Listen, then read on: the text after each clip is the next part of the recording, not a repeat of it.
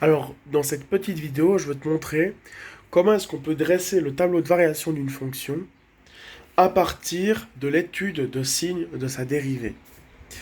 Il y a une relation qu'on a un peu exploitée dans une précédente vidéo entre la fonction dérivée et la fonction.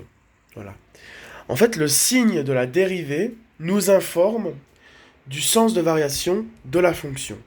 C'est pour ça que la dérivée, c'est un outil incontournable lorsque l'on fait de l'analyse. Lorsqu'on traite de l'étude d'une fonction, la dérivée, c'est vraiment un outil qui est simplement incontournable. Alors, j'ai ici donc une fonction f d'expression f de x égale à x carré moins 5x plus 3. Alors, c'est une fonction du deuxième degré, donc si tu connais un petit peu les fonctions du deuxième degré, tu pourrais connaître le sens de variation de cette fonction, même sans utiliser les dérivés. Mais ici, voilà, je partir du principe enfin, voilà, je veux simplement faire la petite démonstration avec les dérivés. Et de toute façon, cette explication-là sera généralisable à n'importe quel type de fonction, polynomiale par exemple, même des fonctions dont tu connais pas forcément la représentation graphique. Voilà. Donc, il y a un constat qu'il est important d'établir, c'est que déjà le signe de la dérivée nous informe du sens de variation de la fonction. Donc en étudiant le signe de la dérivée d'une fonction, on peut en déduire des informations sur la façon dont la fonction va croître. On peut savoir sur quel intervalle elle va croître ou décroître. En fait, je rappelle, hein, la dérivée d'une fonction, c'est la pente de la tangente. Voilà, la pente de la tangente. Donc par exemple, si je prends une fonction comme celle-ci, voilà, ici j'ai un certain point d'abscisse x0, et j'ai une tangente, la dérivée, c'est la pente de la tangente en ce point d'abscisse x0. Et la fonction dérivée, c'est une fonction qui va associer à chaque point d'abscisse x0 la pente de la tangente. Voilà.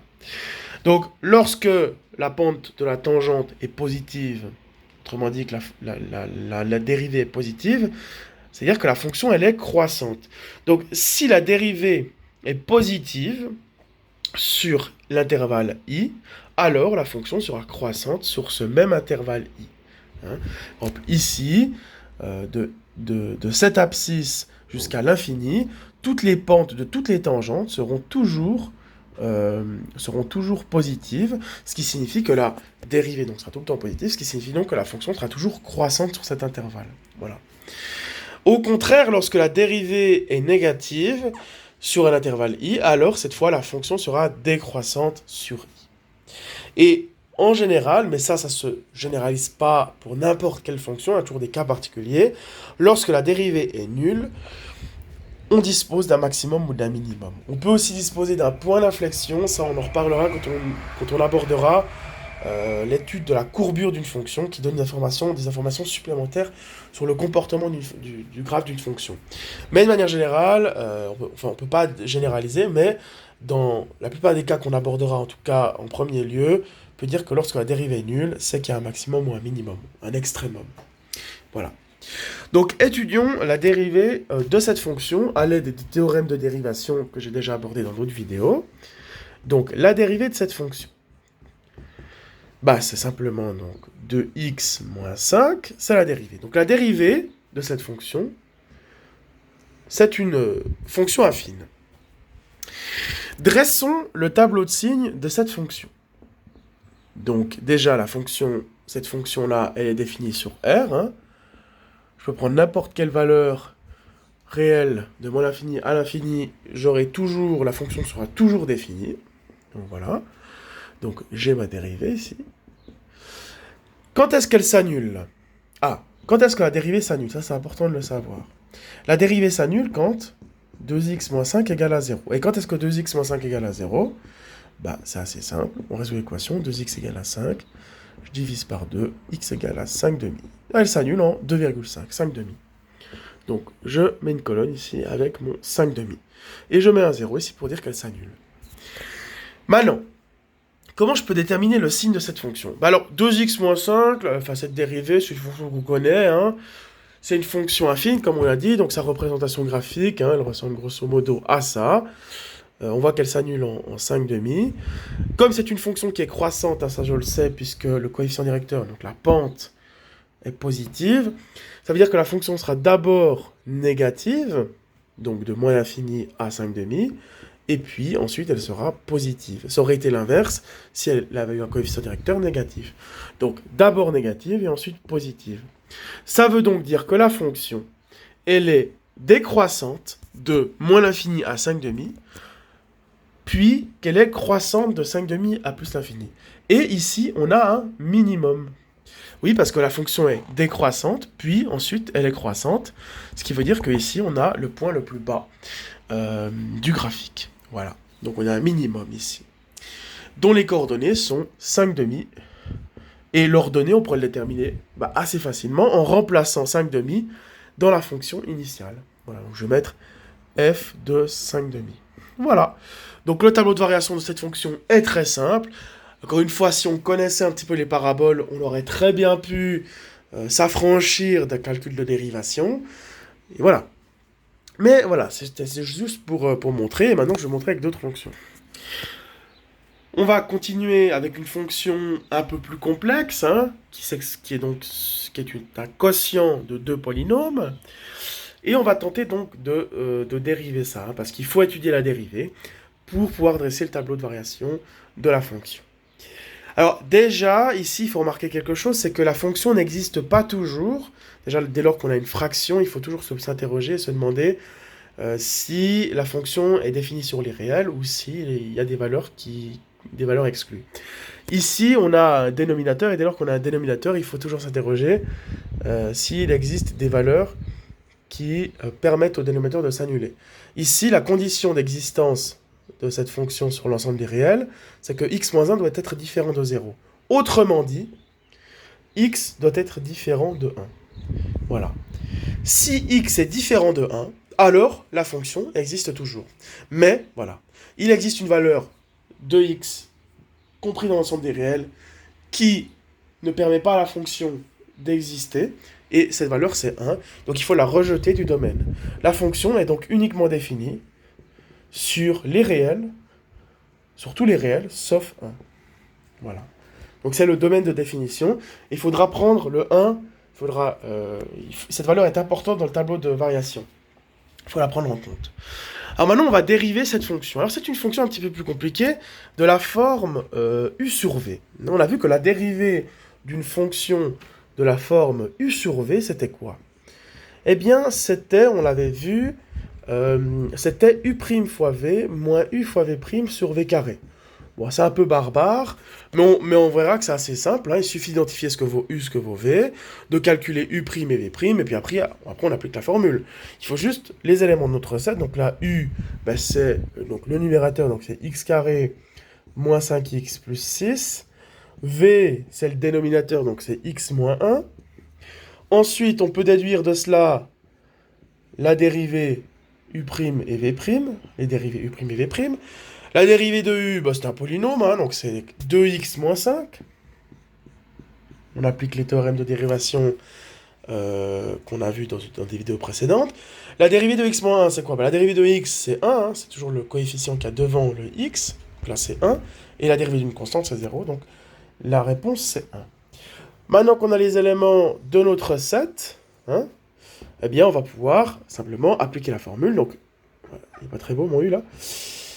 U' fois v, donc ça fait quoi? Ça fait 2x moins 5 fois v, donc fois x moins 1, moins u, donc x carré moins 5x plus 6, fois v', donc moins tout ceci. Et je divise par v carré, donc x moins 1 au carré. Et donc là, je vais devoir encore un peu développer. Voilà, là, je vais faire une double distributivité. Donc, qu'est-ce que j'aurai? 2x fois x, ça fait 2x carré. 2x fois moins 1, ça fait moins 2x. Moins 5 fois x, ça fait moins 5x. Moins 5 fois moins 1, ça fait 5.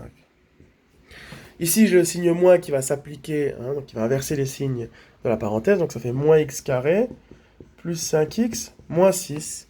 Et on divise tout ça par x moins 1 au carré, qui n'est pas forcément utile de développer. Alors 2x carré moins x carré, ça nous fait x carré. Moins 2x moins 5x plus 5x, ça nous fait moins 2x. Et puis 5 moins 6, ça nous fait moins 1. Voilà. J'ai déterminé la fonction dérivée f' de x. Voilà. Donc ça, c'est parfait. Maintenant, je vais devoir étudier le signe de cette fonction-là, dont le domaine de dérivabilité est donc aussi c'est les réels sauf 1. En général, le domaine de définition de la fonction est égal au domaine de définition de la fonction dérivée. Ce n'est pas toujours le cas, mais dans la plupart des cas, c'est quand même ça. Donc, on va étudier le signe donc, de cette fonction. Alors, c'est un quotient, donc on va étudier le signe du numérateur et on va étudier le signe du dénominateur. Donc, c'est un petit peu plus compliqué que notre simple fonction du deuxième degré de tout à l'heure. Donc, j'ai le numérateur que je vais appeler nx, j'ai le dénominateur que je vais appeler dx. Après, j'en déduirai donc le signe de toute la dérivée en faisant le rapport des signes. Et je pourrai enfin en déduire le tableau de croissance de ma fonction. Alors, ici, je vais faire un tableau assez grand. Déjà parce que je dois inclure ma valeur exclue, qui était 1. Et je dois inclure aussi les zéros, hein, ici. La fonction dérivée, elle s'annule quand? Alors, comment on fait pour savoir quand est-ce que la dérivée s'annule? Il faut regarder quand est-ce que tout ça égale à 0. Quand j'ai un quotient du type a sur b égale à 0, ça revient à résoudre a égale à 0. Hein? Donc là, ça revient à déterminer quand est-ce que le numérateur égale à 0. Donc là, j'ai une équation du deuxième degré. Donc, je peux recourir à la formule de Viette ici. Donc, je calcule d'abord le discriminant, le delta. Donc, c'est b carré moins 4ac. Donc, ici, ça nous fait 4 plus 4, donc 8.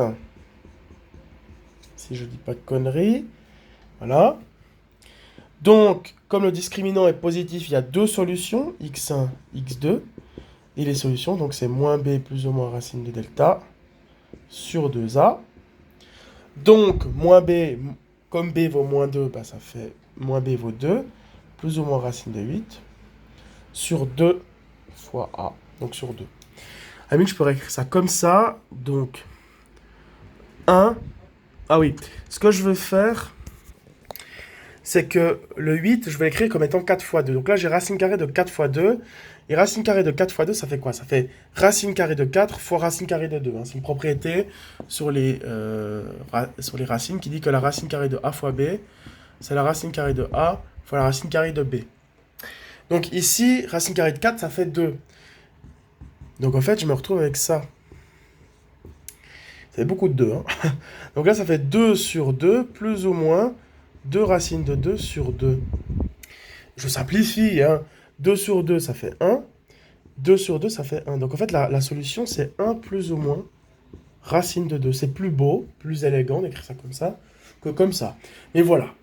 Donc du coup, dans notre tableau de variation, de croissance, il va falloir mettre les zéros de la fonction dérivée. Donc elle s'annule en 1 moins racine de 2 et 1 racine de 2. Et la valeur exclue du domaine, donc 1. Donc il va falloir comme ça mettre 3 colonnes. Voilà. Donc ici on a moins l'infini, plus l'infini. On a 1 moins racine de 2. On a 1 et on a 1 plus racine de 2. Voilà. Le numérateur s'annule en 1 moins racine de 2 et 1 plus racine de 2, c'est ce qu'on vient de voir. Alors, comment on peut savoir le signe entre les deux? Déjà, 1 en 1, la fonction n'existe pas. Hein. Donc ça, il faut le préciser. Comment on peut savoir le signe ici? Finalement, le numérateur, c'est une parabole. C'est une parabole qui, plus est convexe. Hein, parce que le signe devant le x carré, devant le terme au carré, est positif. Donc en fait, c'est une fonction qui fait grosso modo comme ça. Hein. J'ai 1 moins racine de 2. Là, j'ai 1 plus racine de 2. Voilà. Donc, elle est positive à l'extérieur des racines et négative à l'intérieur. Donc, du coup, négative, positif, positif. Le dénominateur, c'est quoi? C'est x moins 1 au carré. C'est au carré. Donc, dans tous les cas, que ce soit négatif ou positif, ce qui est à l'intérieur, c'est élevé au carré, donc ce sera dans tous les cas positif. Donc tout le temps positif. Et ça s'annule en 1, mais c'est une valeur exclue du coup. Maintenant, on fait le rapport des signes. Donc plus divisé par plus, ça fait plus. 0 divisé par plus, ça fait 0. Moins divisé par plus, ça fait moins. Moins divisé par plus, ça fait moins. 0 divisé par plus, ça fait 0. Plus divisé par plus, ça fait plus. Donc la fonction, elle est croissante, décroissante. Là, il y aura certainement soit un trou, soit une asymptote, mais ça on en reparlera. Décroissante et puis croissante. On en a dit donc ici, il y a un maximum, et que là, il y a un minimum. Et là, la fonction n'existe pas. Voilà. Donc voilà notre tableau de croissance.